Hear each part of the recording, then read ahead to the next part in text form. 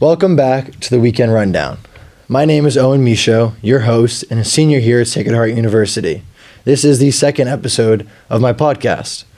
Today, I have the pleasure to be with my good friend, Cooper Burdette. I am a grad student here at Sacred Heart. Did all 4 years of undergrad here. I'm in my first year of grad, and I'm from Southington, Connecticut. Okay. My first question I'm going to start with you is, why did you come to Sacred Heart? I always knew that they had a really good communications program as a whole. So my undergrad, I came in just looking to be a communications and public relations major. Kind of knew what I wanted to do. I knew I wanted to be in the sports world. I was thinking social media would be up and coming. Everybody knows social media is where to get into right now. Mm-hmm. And then as a sophomore, I transitioned into sports communications and media, which is literally like kind of a staple of the media programs here. One of the best in like the nation.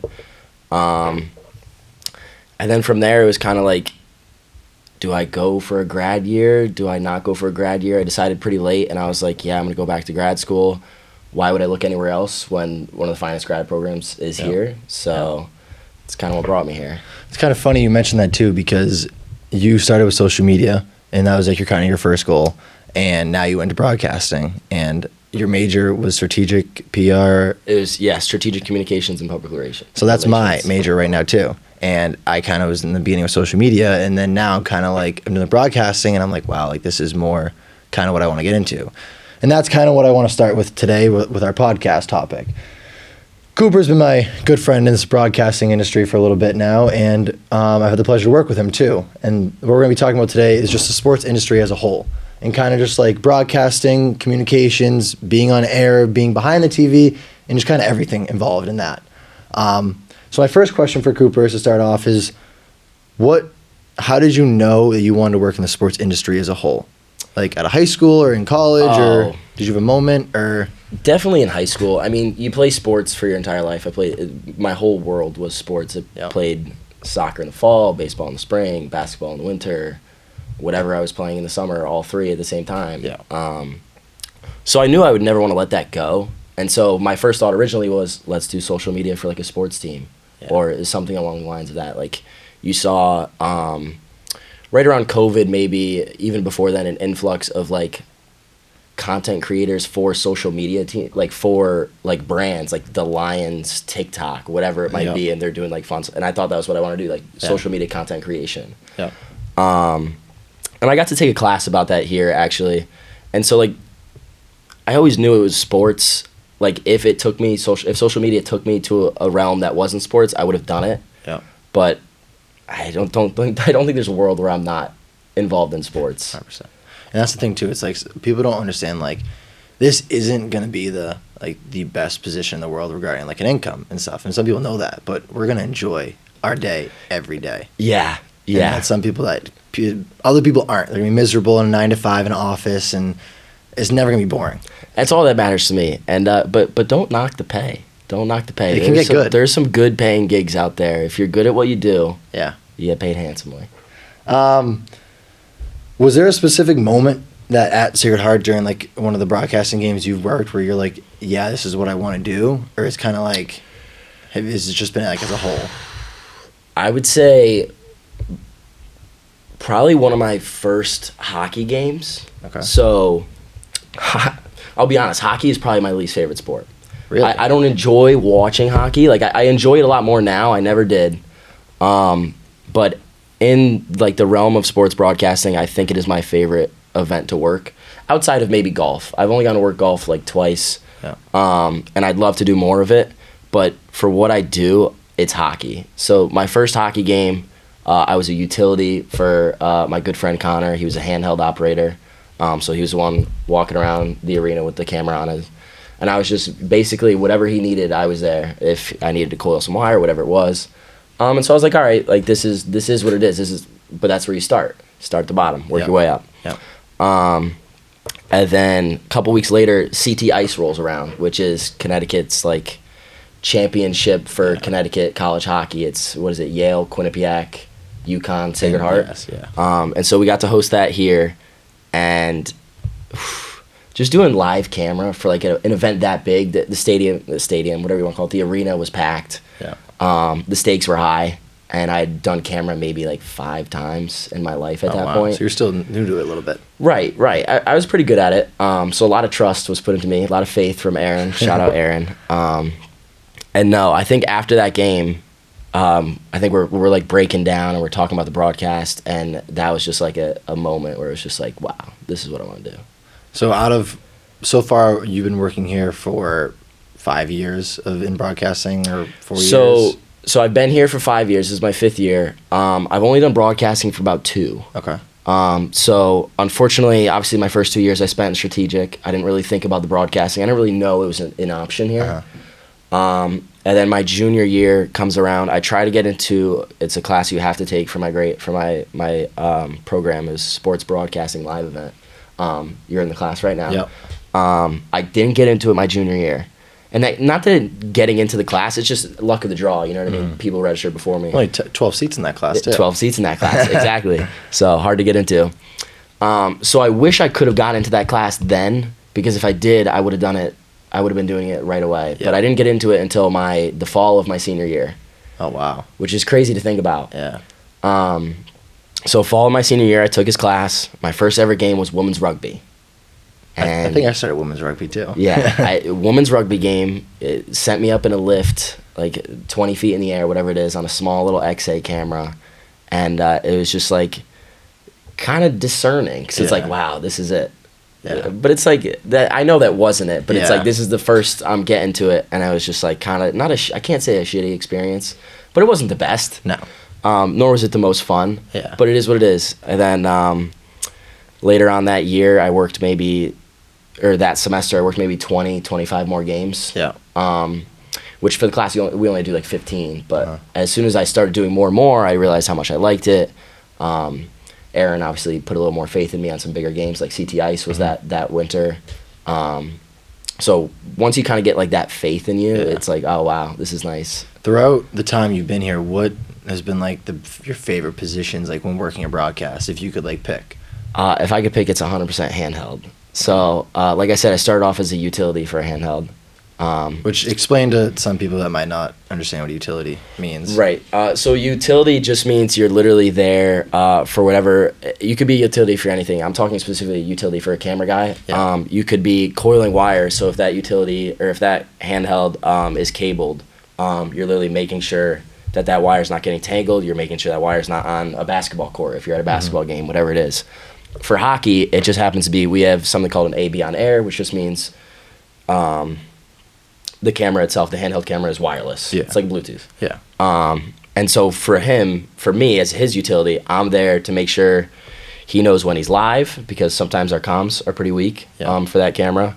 I'm there to help him get in and out of doors for when we're doing interviews, framing up his interviews, making sure his interviewees, we get them, we grab them, whatever it might be. And then overall, just there to kind of just fix any problems that might come about. Yeah. Help him change a battery if he needs a new battery. Sometimes the transmitter and receiver is messed up. I'll run upstairs and fix that, go back down and see what's going on. Yeah. But no, so definitely it would be handheld. I've gotten the privilege to work under Connor as his utility for quite some time, because he was kind of like our handheld guy while he was here. Yeah. And he taught me some tricks of the trade. I just like it because it's the most creative camera, in my opinion. You can kind of do what you want, too. You do anything you want. And not that you can't do anything you want on other cameras, but other cameras, you're stuck in one spot. Yeah, like Camera One's Game Cam, you kind of just get the majority of the game, but you can go wherever you want and kind of do what you want, too. Yeah, so, and I think that's partly why I love hockey so much. Yeah. Because, first of all, our arena is gorgeous. It's beautiful, state of the art. But not only that, I can go anywhere in that arena and shoot whatever I want. If I want to go shoot some fans, if I want to go up on the top deck and shoot down, if I want to go in the president's booth and shoot the president, I could do literally anything, and I need freedom.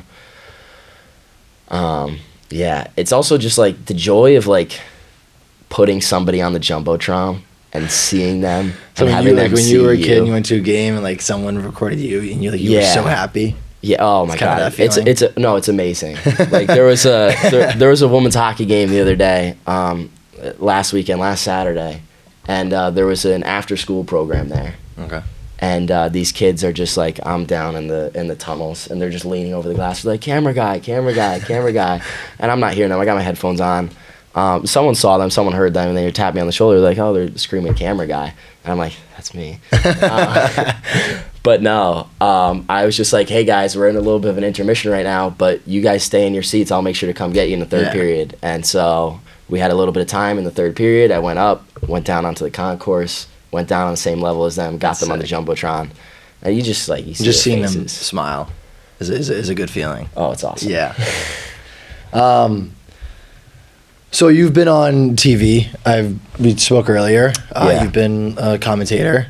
Would you, if you had to like kind of pick, which one do you like more? Do you like being behind the camera, or do you like being on the camera more? I 100% like being behind the camera more. If you were to ask me when I was younger, I might have said on camera. Yeah. Just because, like, who doesn't want to be on camera? Who doesn't want to do this? Who doesn't want that? And that's not to say I don't enjoy it. I wouldn't keep doing it if I didn't enjoy it. Yeah. I had the like luck, I don't even know what you want to call it, the pleasure of working my first game with a commentator named Chris Smith, wonderful guy.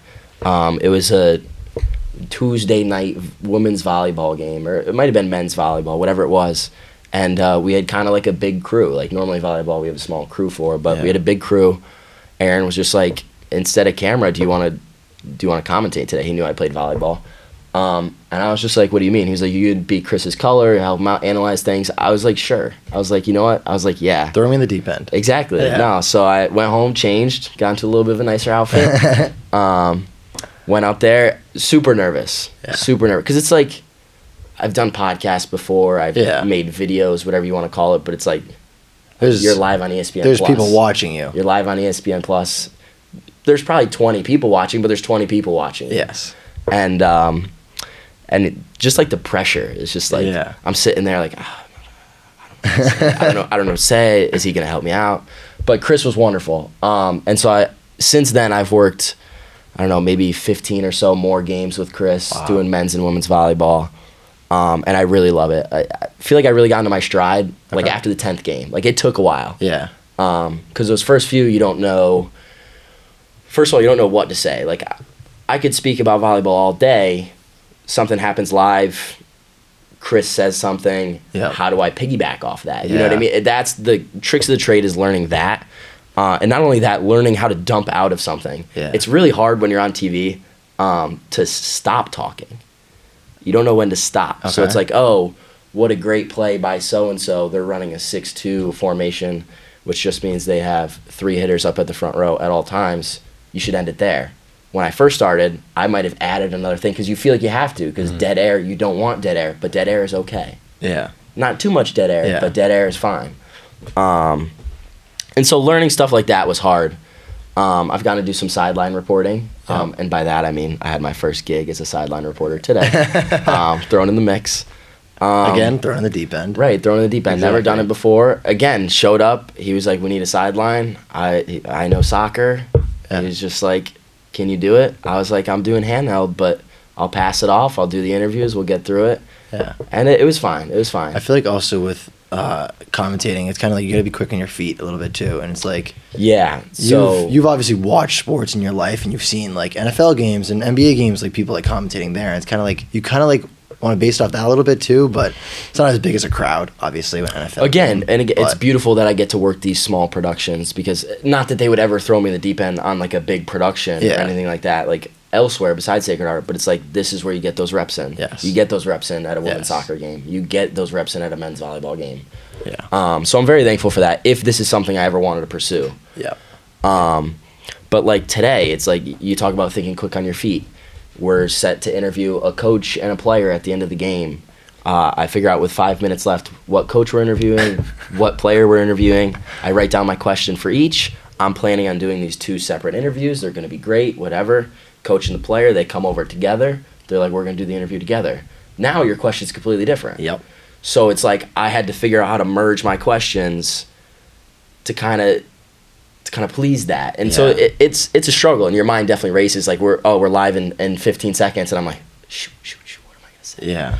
But no, you figure it out. And like I might have stuttered a little bit, but it happens. And like you said, it's a women's soccer game. It's not a Sacred Heart football game. No, exactly. It's not a women's basketball game. Yeah. And that's the thing too. It's kind of like with working with sports. It's like it's never a dull moment, and like that's one thing that I've learned. Like I haven't worked as much in sports as you have, but like I'm slowly creeping up there. But that's one thing that I like a lot too. It's like for example, the control room too is never a dull moment. No. So that's partly why I would say I want to be behind the camera more than I want to be on the camera. Yeah. Just because if you're on camera, sometimes you're in the dark, sometimes you're not. But it's like we try to keep our talent out of the loop in terms of issues. If something goes wrong, we don't want them to worry. They just got to deal with their business. And us as, what do you want to do? Call it the crew. Yeah.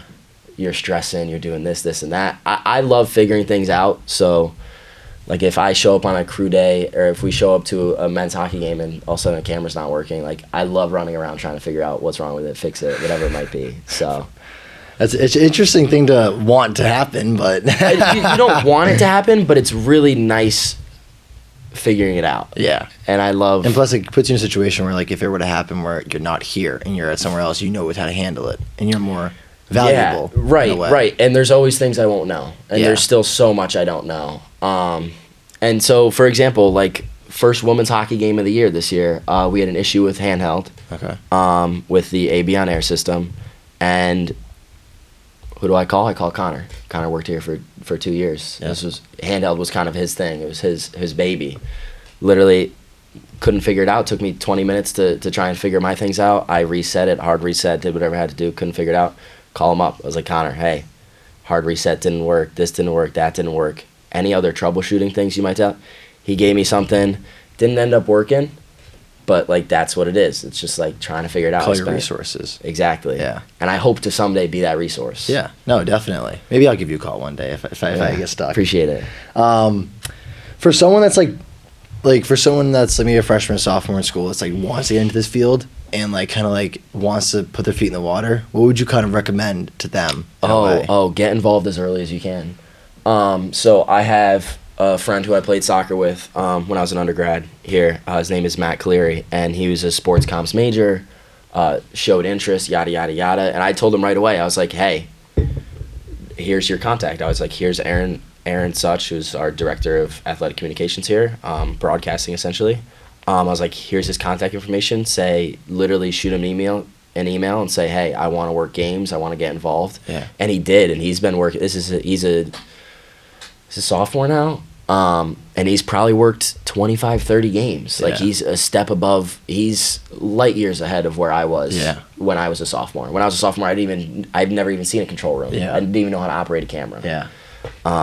And so it's nice seeing that. Definitely. Looking forward, kind of like... So 3 years ago, you had no idea where you were going to be in broadcasting. No idea. Where you are now. And, like, now fast forward 3 or 4 more years in the future, like... What would as I always say, the dream be? Like, do you want to keep working in sports and broadcasting? Oh, absolutely. I want to work in sports. If I were to, like, write down, like, 5 goals, one of those goals would probably be to work the Masters. That's cool. You love golf? I love golf. I think you know that about me. Yeah. But no, I got into golf when I was a freshman. Adored it. I loved it. I was fortunate enough to work as kind of a utility almost. It was a camera assistant position for the PGA Tour for the Travelers when it comes to town in Connecticut. Good for you. And so technically that was probably my first like big event. This was before I had worked CT Ice. Like first real big event that I'd worked, and it was something I loved. It was golf. And how did you get that position at the Travelers? Luck. Really? I had my brother had a friend whose mom worked at CBS. Yeah. Found a gig for just local people to be camera assistants. You don't even have to have an interest in the field. Oh wow. Yeah. So I'm out there with people who are accountants who took the week off work to be a camera assistant because they love the sport. Yeah. Granted, I knew more than them, and I cared a little bit more than them probably. But that's just how it was. And then the second year comes around, I had a contact there. I emailed her. I was like, hey, I'd love to do this again. She was like, we'd love to have you. Did it again, and let's be honest, this summer I'll probably be back there doing the same thing. Hopefully, I hope. I was gonna say, like, I feel like, especially at the Travelers where it's like a PGA event, like I feel like there's definitely like connections there where like kind of like can push you forward to other revenues. Right. So while I'm there, I'm just meeting anybody and everybody, shaking anybody and everybody's hand who'd shake mine. Yeah. Throwing my name out there, say, hey, I'm Cooper Burdette. I'm a production assistant. I'm a student at Sacred Heart University. And that's the glorious part about Sacred Heart. People know about our program, and people in our program are in jobs like that all the time, and they're there. Yeah. If you go to a control room for ESPN, whatever, odds are there's going to be a Sacred Heart graduate in there. Really? Yeah, it's one of the great things about this program. That's cool. Yeah, and so my advisor, my professor, who's now my professor for grad school as well, Brian Thorne, he worked the Travelers. He works pretty much all PGA Tour events, and so I got to give him like a little surprise when I saw him in a control room, and I was just like, hey, professor, how are you? And he's happy to see me. But no, it's definitely great to be on those, and it's all really about who you know and making those connections while you're there. And especially where it's a sport where golf is your pride and joy, and kind of like being able to work that, it's kind of like this is sick. This is it's like every sport is like that for me, but golf specifically just like touches something there. And that's the thing with golf too. People don't understand. It's like you go to an NFL game, there's maybe 20 cameras, 15, 20 cameras, and you go to a PGA event, there's 140 or something like that. 140 might be a bit of a stretch. Or like the U.S. Open or something like that. But so what it was for us is you have NBC is there, you have CBS is there, ESPN PGA Tour is there. Yeah. Whatever else is there. So my camera system position was through the ESPN/PGA Tour, like the affiliate for ESPN. Yeah. And we had 28 cameras, I think. Okay. Just for us, but there was also cameras that were anchored like up top. You see the television ones that are on the back of multiple greens. You have CBS, who has their own camera crew of about 10 people. You have NBC, who has their crew of eight cameras. Yeah. So it's like 140, maybe not, but there's definitely 50 or so cameras at events like those. No, and that's just, you're talking the Travelers. You're not talking like the Masters or the U.S. Open, something like that. You're talking about a low level. Yeah. Still a golf event in Connecticut. Absolutely. One of the players' favorites. Exactly. Regarding here at Sacred Heart, you still have another year with your grad program? So I'm doing my program in 2 years. So I'm hoping to just smash as many games under my belt as I can. And is there anything set in stone for when you do get out of here yet, or? Oh God, no, I haven't even thought about that. I would probably talk to my professor, Brian, just because he has so many connections. He can help me out. And really, at the end of the day, like, abuse those connections. Like, everybody always talks about, oh, it's who you know, but it is who you know. Yeah. If he can get my foot in a door as a production assistant, and then I can work my way up, it's exactly what I'll do. Yeah. Regarding sports broadcasting, like you said, you did social media a little bit before. If that were to be the case, would you ever want to get back into social media, or? I wouldn't say no. I wouldn't like count it out of the picture. Like if I maybe fiddle around more with content creation for maybe some of our sports here, and maybe editing videos or something like that. Yeah. That's something I definitely could see myself getting into, but I definitely am pushing more towards going into live event and live sports. Yeah.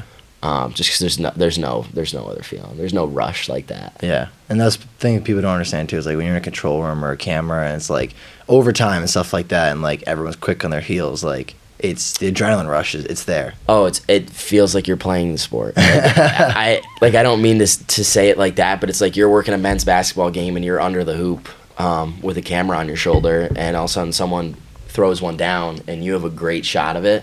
Oh my God, it feels just as good as the guy who just absolutely slammed on something. Yeah. Oh, it feels amazing. And then he comes up to your camera and like does like a nice face. And something like that. And then all of a sudden you go on program and you see that your replay was taken live. Yeah. It's like, people don't know it, but that was my camera. I know it was my camera. Yeah. No, exactly. When you're watching like sporting events, like professional, like NFL games, stuff like that, do you like approach it differently now that you 100%. So when I first took the class, and you might know this because he might have said this to you. Yeah. He did say it to you? Yeah. He says it ruins sports for you. It does. And it does. It doesn't ruin the sport for you, but it ruins the way you watch it. Because it's like, I'm sitting there and I'm watching a Monday Night Football game, and I'm like, wow, you took that camera? And I'm like, I wouldn't have taken that. Or you see a camera operator who maybe thought they were clear, maybe thought somebody else's camera was taken, and they have a shaky clip or whatever you want to call it, and you're just like, ooh, that's a bad look.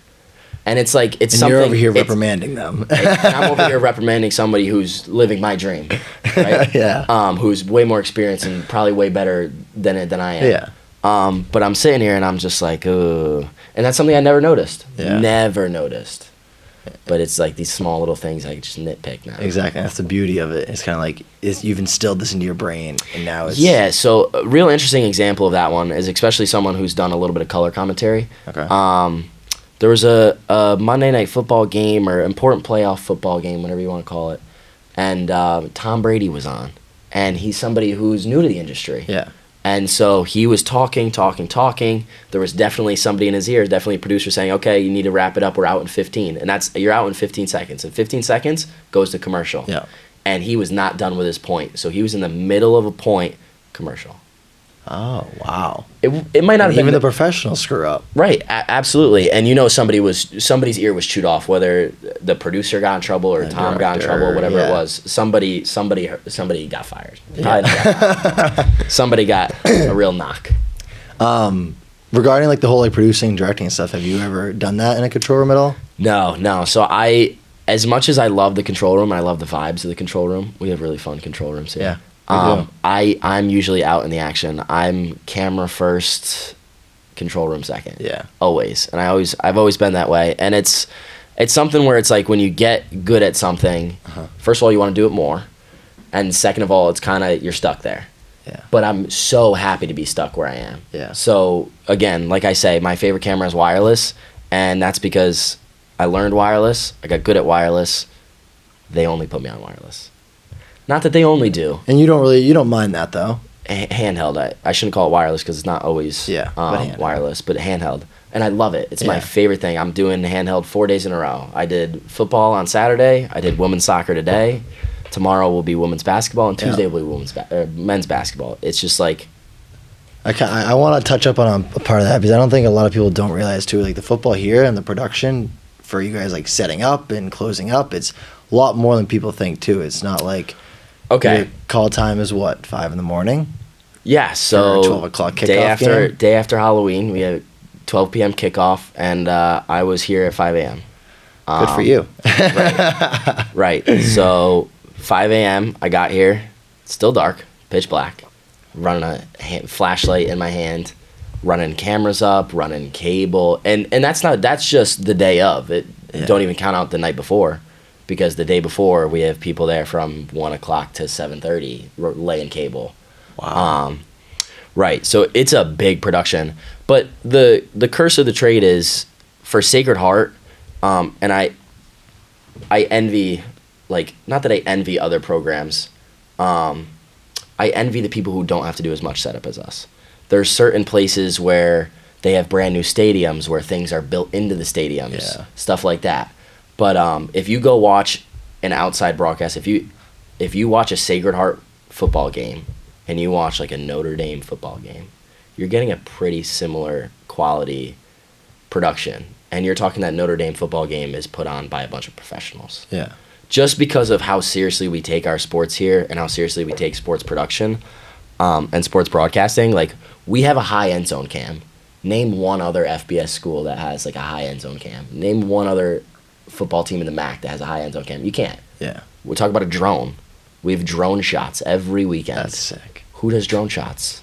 Yeah. Even around the NFL or even around NCAA football in general, stuff like that. So if you were to watch a Sacred Heart football game and then you were to watch like a Wagner football game, a home football game for Wagner, the production quality, insanely different. So that's the thing too, is kind of like with our football game, it's like all of our sports here are run by students, all the broadcasting. Football is obviously the graduate students, but then you go to like you said, Notre Dame, the bigger school is run by professionals. Like, you don't think that they have students running those games, do you? No, they have students helping out. Yeah. For sure. They probably have people who want to get their foot in the door just like me. Yeah. Who might make better connections there because they happen to be working with an ESPN program, something like that. Yeah. But we're completely all students. We hire out maybe 1 to 2 roles. Like for football, we have a jib camera. No other school has a jib camera. What's that?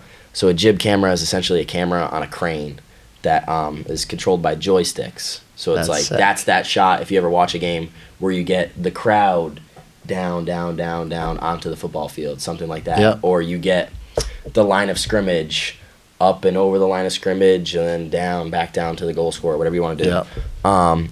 And that's a hard camera to operate. Yeah.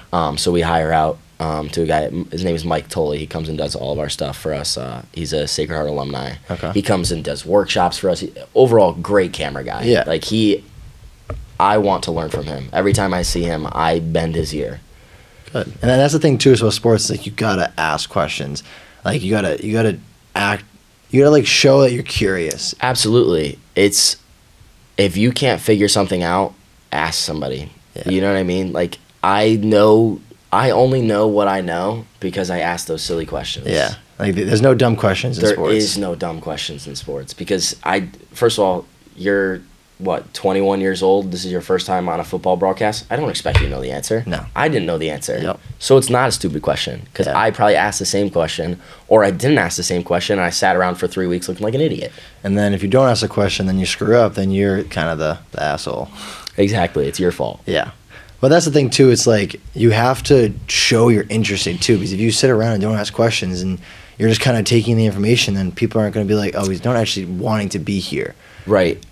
And so I kind of got my way into the inner circle just because of how many events I showed up to. Yeah. And it's just like you have the people who will show up to the football games and the men's basketball games and the hockey games. And those are our big events, yeah, but they come in and they get stuck doing utility work. Yeah. Which, not that utility work isn't important. I don't want to ever shit on utility work. I started off as a utility. It's really important work. Yeah. But it's like you're not going to be trusted to be put on camera if you don't go put in the hours. If you don't go work a men's baseball game down in Bridgeport, if you don't work a women's softball game, whatever it might be, it's like, so I put in so many of those hours and it was noticed. And then, granted, I got the opportunity to work CT Ice. Yeah. And then from there, it kind of got the ball rolling.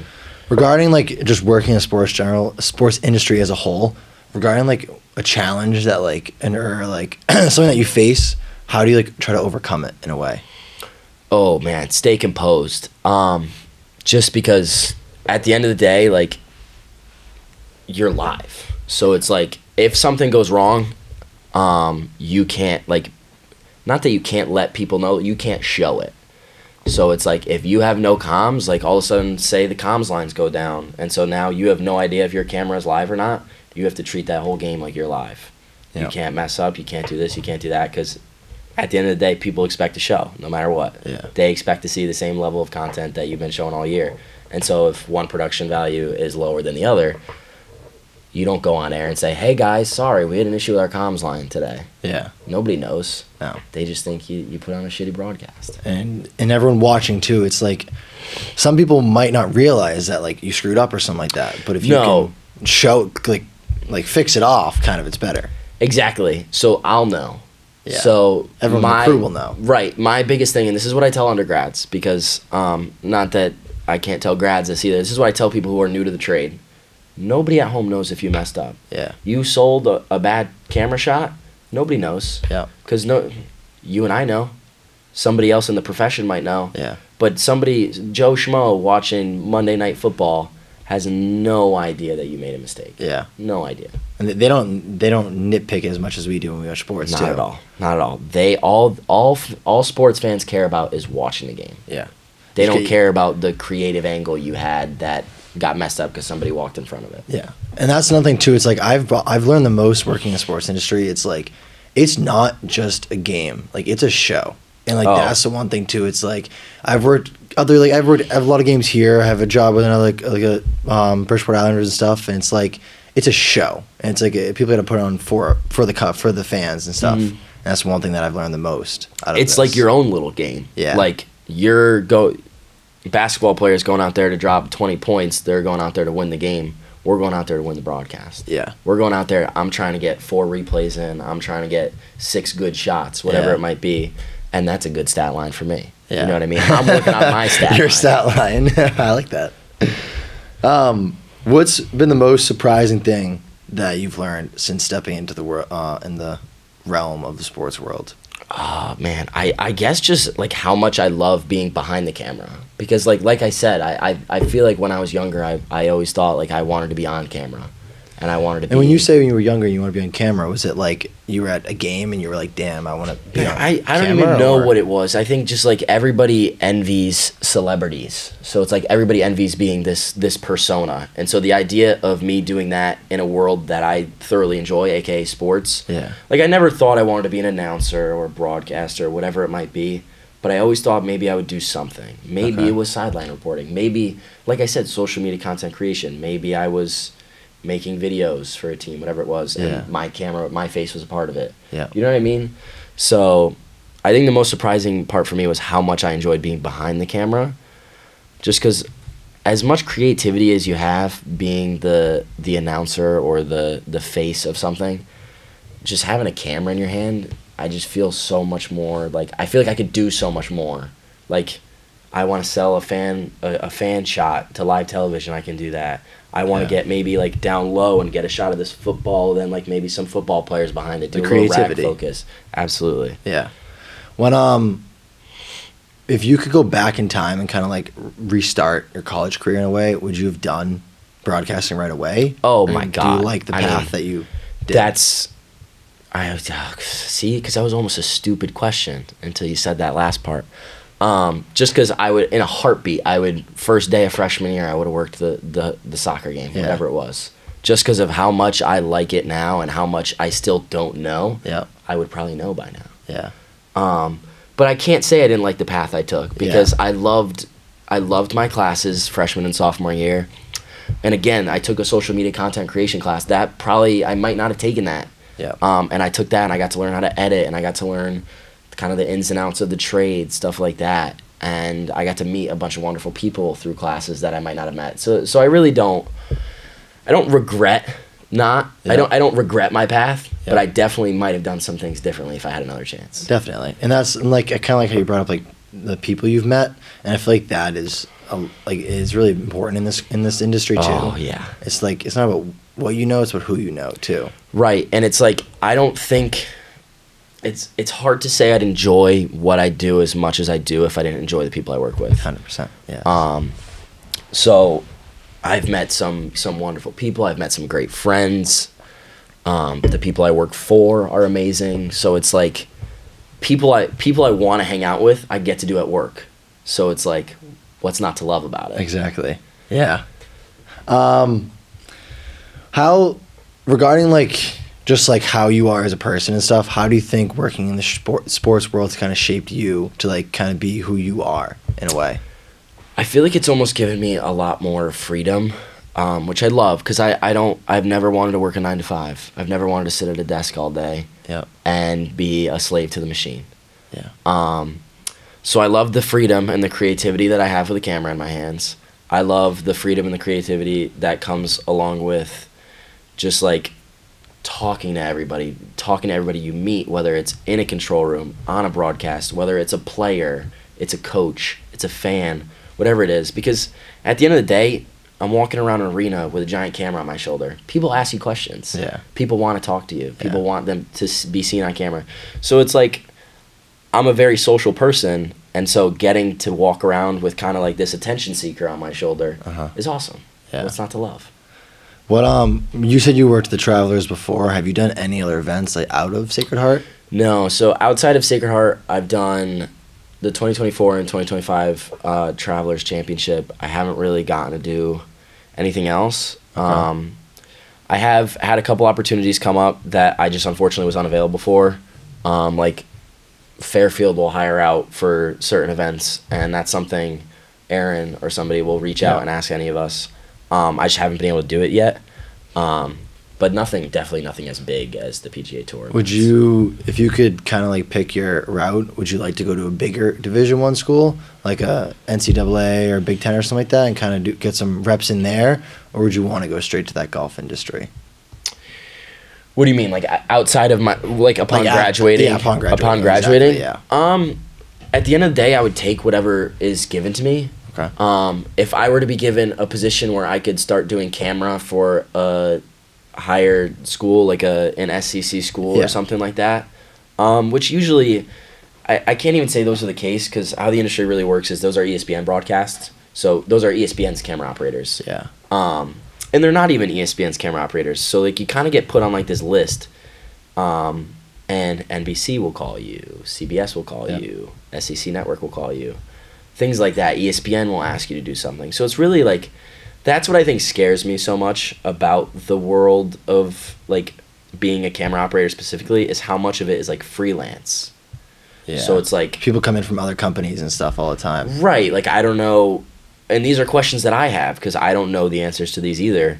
Am I going to be hired as a camera operator and loaned to these other broadcasts? Am I going to have a set salary, or am I going to be working a $4,000 weekend and then I have to wait for my next gig? Yeah. You know what I mean? Well, it's kind of too, it's like if you were to like say, like you said, like run your own freelance in a way, and like where you just have your own company, you're your own boss, and then people just hire you out. Like if that would you ever do that as an option or no? Probably not. Definitely not like my own company, just because that's like, I don't really know how that would work. But again, at the end of the day, what I want to do is mostly freelance work. Like I don't want to be stuck working. I can't say that. I'd love to be stuck working for the Yes Network and work for the Yankees and work 100 games, however many home games they have, 80 games a year. Yeah. I'd love to do that. Yeah. But the reality is it's a pretty long season. The baseball season's pretty long. But then what do you do for those other 6 months? You know what I mean? So it's like I would probably want to go the traditional route and just be that person that ESPN can call, CBS can call. Yeah, NBC definitely. Can call. They need me for a studio show? Sure. Have you ever personally been to ESPN headquarters? I know it's in Connecticut. No, I've never been. I live 15 minutes down the road. Never seen it. Seen it a million times inside. But that's just because like you can't really go there and ask for a tour. I mean, I'm sure I have enough connections by now where if I wanted to maybe tour the facilities, I could get in there. But it's never something I've done. Not yet. When you were, like you said, you were younger and you always been on camera, was that kind of like, I want to be on ESPN one day and stuff like that? Or is it just TV in general? Probably just TV in general. I probably just wanted to be famous. Why can't you still be? I probably still am. No, but I think part of it probably comes that you do what's comfortable and you do what you know. And what I know is my brother wanted to be a broadcaster for ESPN. Okay. And so it's hard to say that's what got me into sports communications, but he was a sports communications major. You know what I mean? So it's like, back in my mind, you should be a sports communications major. You look up to people. Yeah. Right, but he always took the on-air route, and that's maybe why I took the off-air route. Mm-hmm. Granted, I do a lot of on-air work, and I'm grateful for those opportunities, but I think that's probably why I've liked this side of it. When you first got into it, like kind of like what you said, like role models in a way, is there anyone that like you kind of like look up to in a way in the sports industry or the broadcasting at all? I definitely look up to my like current boss, Aaron Such. Can't even really call him my boss, I call him a friend. But just because he's a friend to everyone. He's a friend to everyone. He's a great guy.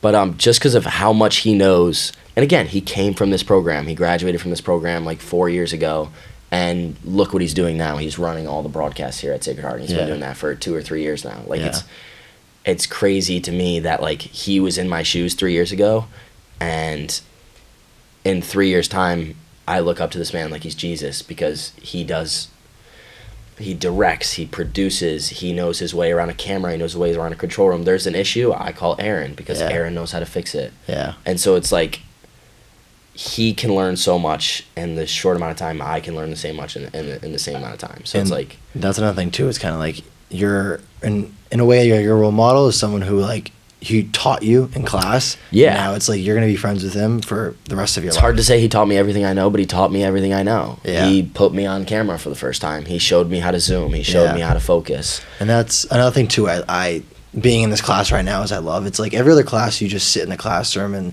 take notes and listen to a teacher, but this is hands-on experience and you actually learn that way. That's how I learn. Like I don't I don't do a laptop. I don't do notes. I've never taken notes in my life. I've never studied. I've never You studied. graduated, so. I did. I don't do studying. I don't do tests. Yeah. You give me a camera and I'll show you how to use it. That can be my test. Yeah. Don't give me a 30-paper And quiz. that's the 30 one question thing quiz. that I loved about taking this class too. It's kind of like you're getting hands on it. You're saying, hey, this is not how you use a camera on a notebook. It's like, hey, this is how you do it in person. Right. I'd rather learn by doing. Exactly. I've always felt that way. I don't sit still. The podcast will probably see that. Fidgeting with my gaff tape.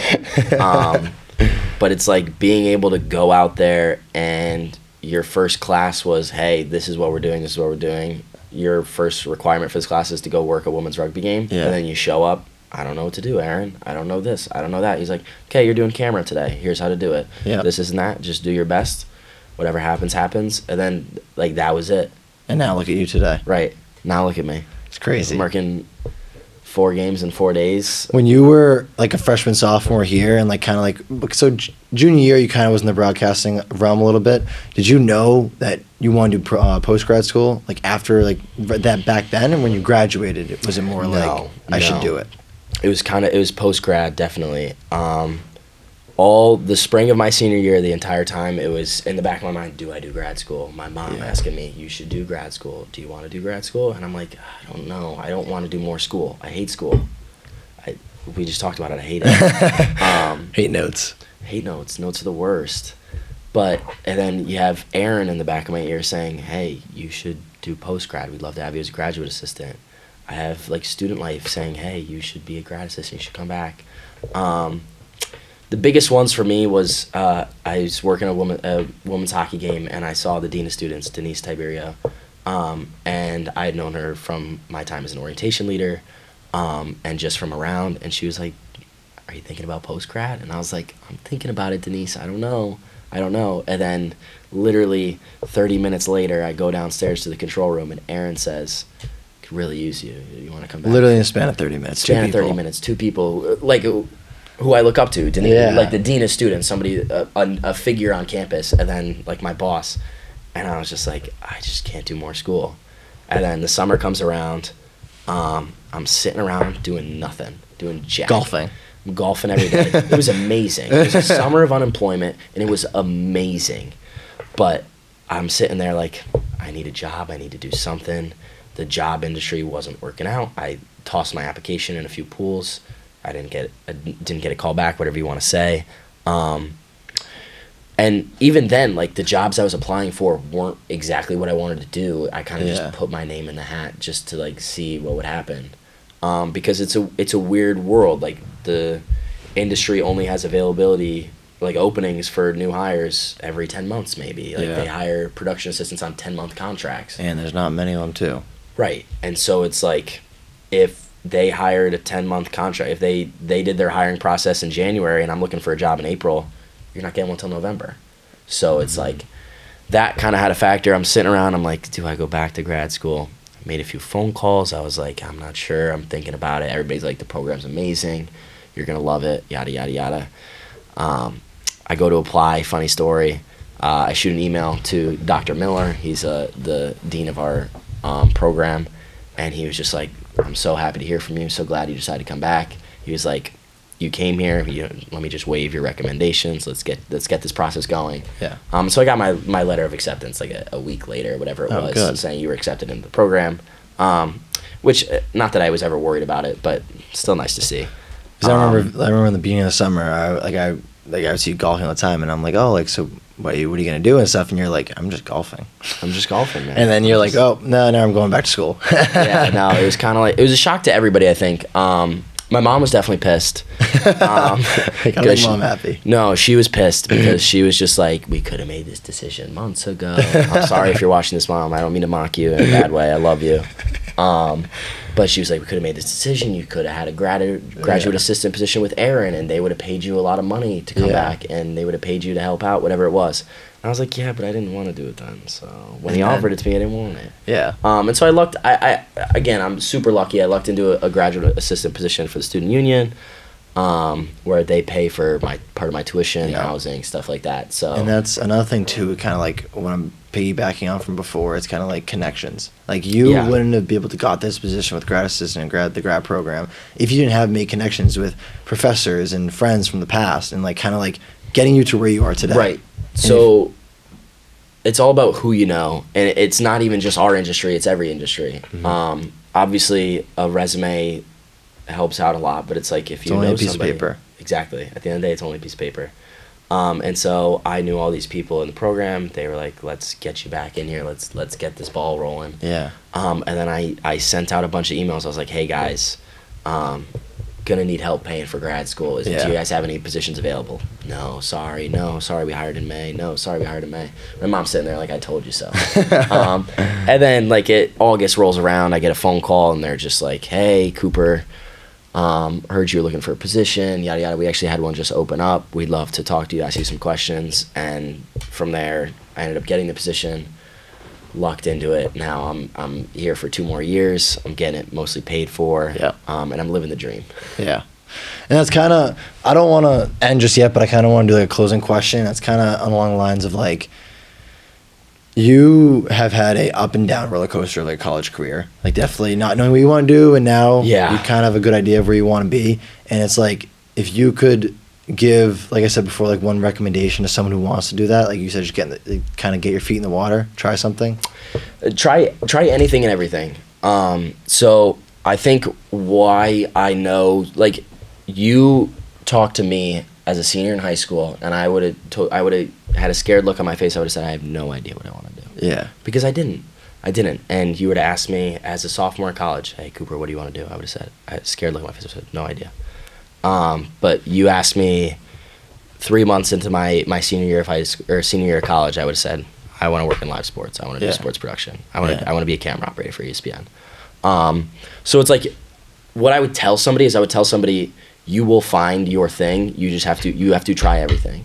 So like, again, I might not have realized how much I love sports production if I didn't start off in regular communications, if I didn't start off looking into all this social media stuff, if I didn't start off taking an English class, realizing, I'm sorry, I don't want to be an English teacher. And at the end of the day, like, you're going to have thoughts.